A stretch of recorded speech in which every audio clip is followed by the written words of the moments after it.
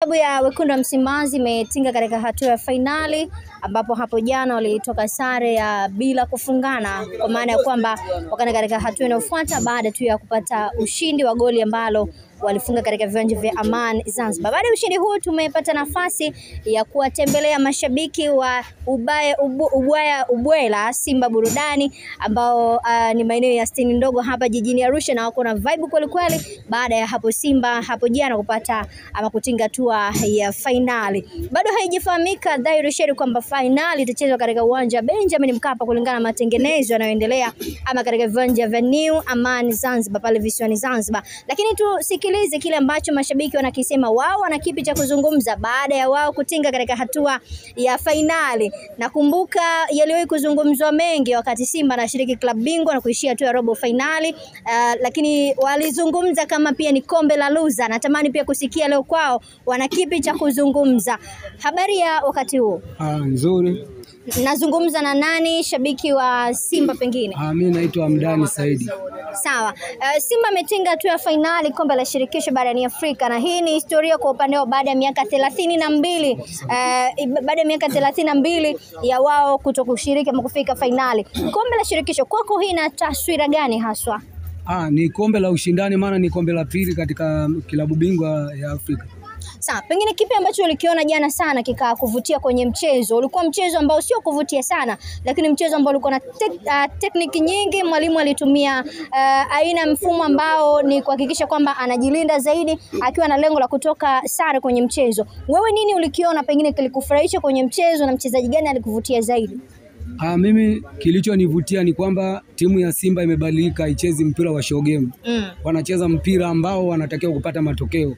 Kwa hiyo mpira ambao kupata matokeo hutaki kucheza kwa kuremba kama zamani Simba inacheza pasi ndogo ndogo kama Barcelona.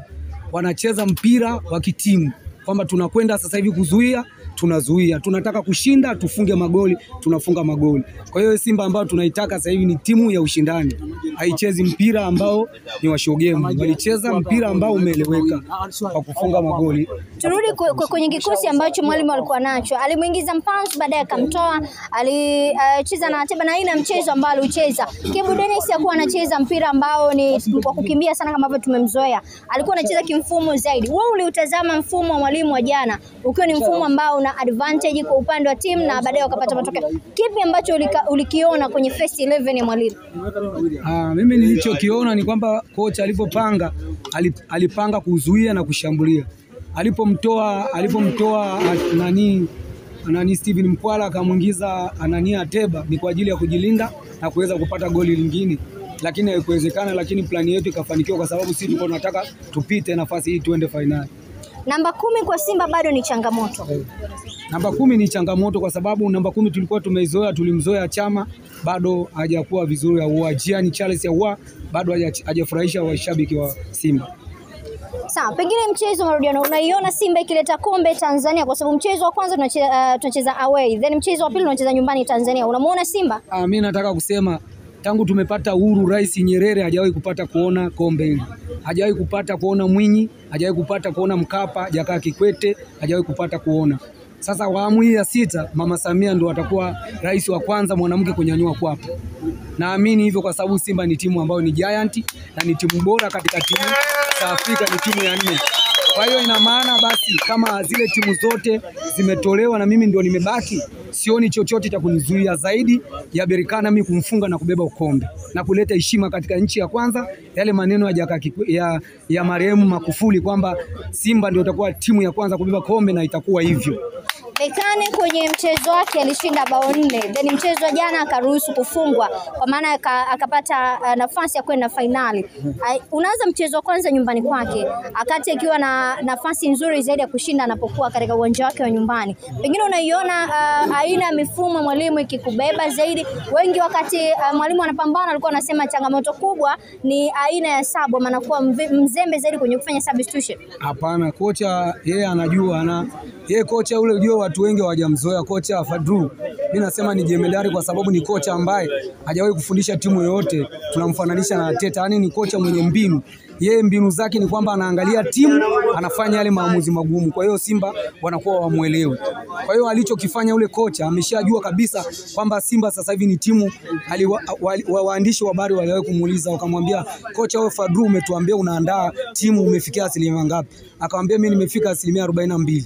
Tunatengeneza Simba. Ina maana kwamba alikuwa anaficha kwamba Simba isionekane kwamba ni giant, lakini nataka kusema Simba ni tofauti kabisa kutoka Afrika Mashariki na Kati. Hakuna timu yoyote mimi inanisumbua, Mwarabu yoyote haja hata timu ya Ronaldo hakuna anaiweza Simba. Mchezo wa jana ulikuvutia pengine? Jana Simba amecheza mpira, alikuwa anacheza mpira kulinda matokeo. Hawakucheza mpira tuliozoea wanaocheza uwanja wa Mkapa. Lakini wamecheza mpira kujidhihirisha kwamba ni timu kubwa, ni timu giant ambayo imezoea kucheza mpira. Haikucheza kitoto kama timu zingine wanavyojua. Sawa, nigeuki kwa kaka huku baada ya mchezo wa jana. Moja kati ya kitu ambacho nilikuwa nakiona mjini ni burudani ya wanasimba, na bahati mbaya zaidi hawajavua jezi toka jana. Naweza nikasema mmelala hivyo hivyo alafu mmeamka hivyo hivyo. Turudi kwenye mchezo wa jana. Dakika 90 za Mwalimu Fadlu Davis ulizitazama vipi? Dakika 90 jana zilikuwa nzuri kwa sababu tuliingia mchezo kimkakati zaidi. Na Fadlu ana mbinu kubwa nyingi sana anazitumia uwanjani na wachezaji walimuitikia vizuri kiakili, kifikra, wakatumia vizuri. Na tumeweza kuperform kwa asilimia kubwa na unaona mpaka sasa hivi tuko finali kwa sababu bila yeye tusingefika hapa. Sawa, mchezo wa jana Mwalimu alianza na Mukwala badala ya Atiba, lakini baadaye akamtoa Elie Mpanzu. Je, huu mfumo ama mbinu ambao Mwalimu alianza nayo ilikuwa ni kupata matokeo zaidi kutoka sare, ama kipi ambacho ulikitazama baada tu kumuona Mwalimu anafanya sabu? Ulifikiri nini? Unajua Mwalimu Fadlu ni mtu ambaye anabadilika kila mechi. Yaani kila mechi inapokuja yeye anabadilika mfumo wake tofauti tofauti. Kwa hiyo mfumo wa jana anaingia nao, yeye kitu cha kwanza alinde kwanza alichonacho, kitu cha pili kitokea akipata bao la kuweza angalau kupata bao ugenini itakuwa kama emergency ambayo tunaweza kuitumia ugenini. Lakini yeye alichoingia nacho stage ya kwanza alinde matokeo aliyokuwa nayo goli moja ambayo amepata hapa nyumbani. Alafu kule akipata sare moja au sare bila kwake ni faida kubwa. Ndio maana mpaka sasa hivi unavyoona sasa hivi Simba ameingia finali kwa sababu kwa uwezo wake na nguvu zake amezitumia kama hivyo Sogania kama ni nguvu moja tumepeleka Afrika Kusini mpaka sasa hivi ninapokuambia. Simba unavyoona sasa hivi watu wanachukulia poa Tanzania kwa sababu kila siku tunaiona hapo. Unaona? Simba wanachukulia poa kwa sababu wanaona Shamuri Abedi, wanaona sijui wapi, wanaona wapi Mkokwani si wapi, watu wanachukulia poa. Lakini Simba sasa hivi ametengeneza standard ambayo kila mtu aamini kama Simba anaanza kufika hatua hii tulipofika sasa hivi. Unakubaliana na kauli kwamba Simba amekutana na timu ambayo ni underdog? Underdog. Simba underdog. Amempiga Almasi kamtoa ujue. Na nazungumzia Stellenbosch ambao wako nafasi ya 4 kwenye msimamo wa PSL pale Afrika. Kamtoa Zamalek unamsema sio underdog. Kampiga Zamalek nyumbani kwake pale. Goli moja ameenda nusu finali. Ushaelewa? Round hii Simba anakuambia anakutana na underdog kamtoa bingwa mtetezi Sofikiri jambo dogo hilo ndugu yangu. Na sasa hivi ninapokuambia ndugu mwandishi, hii hapa tunapokuambia sasa hivi. Watu wasachona underdog. Jana tumemtoa mtu ambaye amemtoa Zamalek. Ushaelewa? Simba ni kubwa kuliko timu nyingine sasa hivi Afrika ninapokuambia. Ushaelewa? Watu wanachukulia poa kwa sababu tunaiona kila siku, lakini nakwambia ukweli, hapa sio finali, tushaingia finali tayari. Huyo Barekani tunamuua nyumbani kwake. Kama sio draw, basi tunashinda goli moja. Tunakuja kumaliza nyumbani kwa Mkapa. Na anachowaahidi mashabiki wa Simba waje kwa wingi siku hiyo.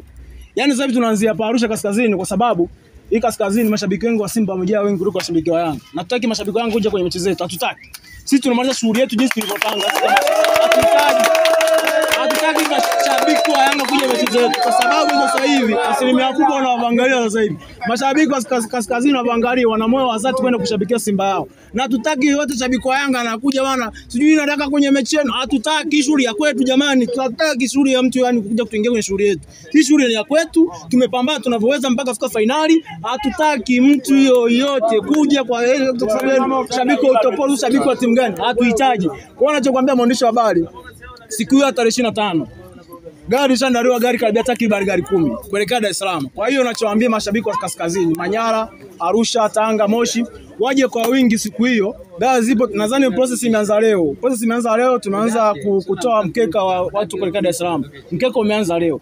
Kwa hiyo mtu anataka kwenda Dar es Salaam, anauli yake shilingi 45,000. Unakosaje shabiki huko Arusha afu ushinde kwenda Dar es Salaam na magari ya kutosha ndugu yangu? Unakosaje mechi kama hiyo? Kwa hiyo Berekani tunamkaanga siku hiyo, watu wataamini siku hiyo ndugu yangu. Wakati Yanga anaenda finali kombe la shirikisho, aliwahi kuzungumza msemaji wa Simba kwamba ni kombe la loser. Nyinyi mnasherehekea kupata kombe la loser? Sasa msemaji wetu alimwambia kombe la loser. Kombe la loser. Sasa kama ni la loser, sio la loser, tunataka tulichukue moja kwa moja. Wale walipata mabati yale, si mabati ya nini, si yale. Yana mabati si kama macheni sijui manini yale mairizi si kitu gani. Sasa tutataka hizo irizi. Tunataka kombe kabisa. Yaani ile kombe tunalichukua. Siku kwa Mkapa liko pale kwa Mkapa. Berekani anakaangwa sio chuma hizi. Chuma 3. Alafu tunachukua ile kombe, tunampelekea Mama Samia pale juu, tukamwambia mama, tayari kombe lako hili hapa. Watu wataamini siku hiyo. Mchezo kwanza mnacheza mechi ya away na Berekani mpaka kufika finali sio timu ndogo. Wewe una utazamaji mchezo ukiachana na ushabiki, aina ya mfumo ambao mwalimu aliutumia jana pengine utumie kwenye mchezo unaofuata, ama unafikiri mwalimu atumie mbinu gani kwenye mchezo unaofuata? Bwana ndugu mwandishi, wewe Berekani mpaka jana mlikuwa namwangalia jana na Constantine. Huyo Berekani mtu wa kawaida sana kwa Simba. Nakwambia kitu kimoja, siku hiyo watu watachukua Simba poa. Siku hiyo anapokuambia tukienda kule Morocco kule, watu wataamini macho yao. Mimi nakwambia yule atampiga pale nyumbani kwake mwandishi. Mimi nakwambia kitu kimoja, yule Berekani jana, angalia mechi ya jana ya kucheza na Constantine. Butua tu pa. Lakini nakwambia hivi, yule kule Morocco pale. Tutacheza mpira tunapojua sisi. Unajua Simba Runyas, hilo Runyas itaanza kupiga pasi za pap. Yaani siku hiyo wacha taamini macho yao. Tupo hapa. Pengine sasa mnawaambia nini mashabiki wa Simba mkoani Arusha wakiwa mnajiandaa na safari pia? Au mmeandaa nini kwanza kabla ya kuelekea Dar es Salaam kwenye mchezo? Sasa mwandishi alichokuambia hivi, mashabiki wa Arusha, ukilipa nauli yako shilingi 45,000. Tarehe nadhani kama sio tarehe ngapi kabla tarehe 25. Yes. Lakini tulishaandaa sehemu ya kunywa supu kabla tuingie Dar es Salaam. Supu day au? Hiyo baba nakwambia ni supu ya finali. Yes, imechukua kwa Yanga. Hiyo supu sio kibudu, supu ya finali hiyo. Bwana kwa mechi moja. Hiyo supu ndugu mwandishi.